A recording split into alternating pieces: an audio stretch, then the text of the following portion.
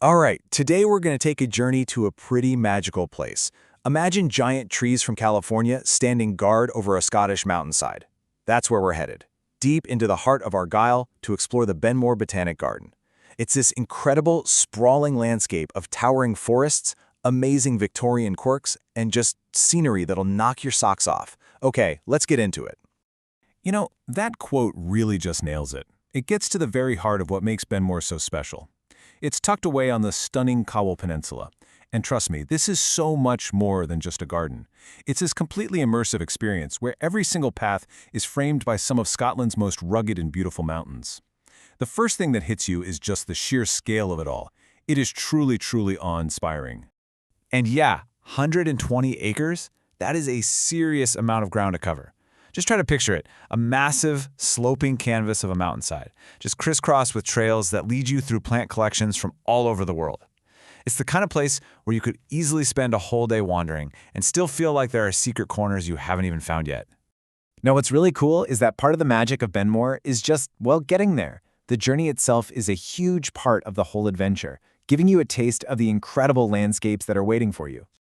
So you've basically got two fantastic options. You can do the classic Scottish road trip, this winding, scenic drive past Loch Lomond and up to the legendary Rest and Be Thankful viewpoint. Seriously, you have to stop there for a photo. Or you can come in from the sea and take the ferry from Gourock to Dunoon. It gives you this completely different, stunning perspective of the rugged coastline as you get closer. So once you actually arrive, you're greeted by what might be one of the greatest entrances to any botanic garden anywhere in the world, the absolutely iconic Redwood Avenue. This is the moment you know you're somewhere very, very special. And this avenue has such a cool backstory. It all kicked off way back in 1862 when a wealthy American guy, James Pierce Patrick, bought the estate. Just 1 year later, in 1863, he planted this incredibly grand avenue with 50 giant sequoias. Now today, even though they're about 160 years old, which is basically just a teenager for a redwood, they already soar over 50 meters high. It's like walking through a magnificent natural cathedral. And that quote just perfectly captures the feeling, doesn't it? It's not just about looking at big trees. It's about the emotional impact they have. I mean, standing underneath these giants, you feel this real sense of humility, this deep connection to nature. It's an experience that's both super relaxing and really grounding. But as magnificent as the redwoods are, believe it or not, they're really just the beginning. Once you walk through that avenue, the garden just opens up into this whole network of paths, and each one leads you deeper into these meticulously designed landscapes and past some fascinating little pieces of Victorian history. You know, one of the best things about Benmore is that it's designed for everybody. So whether you're just looking for a gentle, accessible stroll past the quiet pond and the historic gates, or you're ready for a proper challenging climb up through exotic glades, you can totally tailor your day to your own speed. And as you're wandering around, you'll stumble across these incredible historic features. I mean, take the Golden Gates. These aren't just some old gates. They have a real international pedigree. They were actually shown off at the Paris International Exhibition way back in 1878, before they ended up here. How cool is that?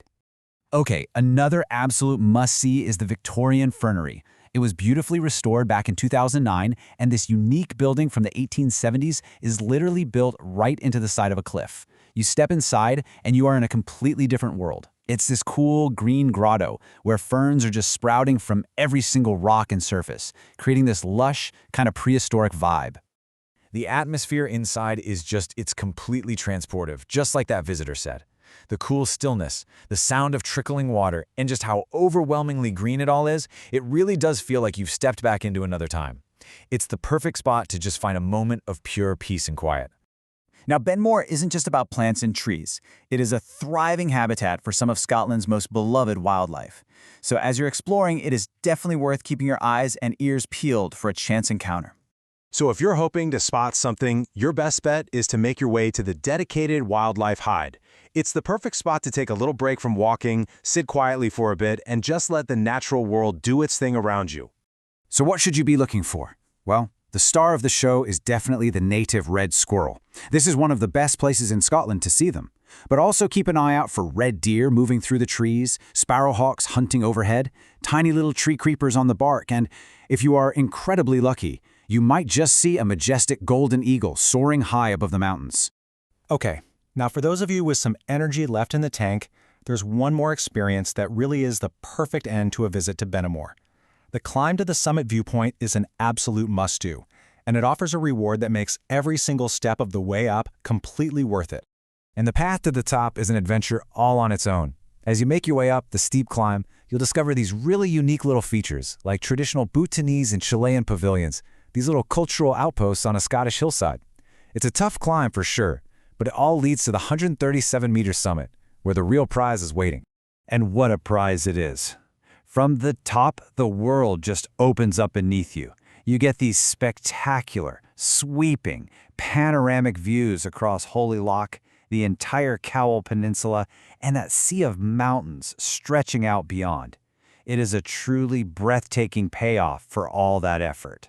So, if all of this has you thinking about going, and I really hope it has, let's quickly run through a few practical details to help you plan your own adventure to Benmore. Right. Timing your visit can make a big difference. If you come in the spring, say April and May, you'll see the garden's incredible collection of over 300 rhododendron species in full glorious bloom. It's spectacular. Or if you visit in the autumn, around October, you'll be rewarded with amazing fall colors. You're going to want to give yourself at least 3 hours, but honestly, a full day is best to really soak it all in. And just remember, the garden's main season runs daily from the 1st of March to the end of October. So, to wrap it all up, Benmore is just this place of incredible diversity. You've got the humbling giant redwoods, that explosion of color from the rhododendrons, the unique atmosphere of the Victorian fernery, the thrill of spotting wildlife, and of course, those unforgettable mountain views. There is truly something here for everyone. And that really brings our tour to a close. As you can see, Benmore is so much more than a garden. It's a living piece of history, a wild sanctuary, and a landscape that is just genuinely awe-inspiring. So, the only real question left is, when are you going to go and walk among those giants for yourself?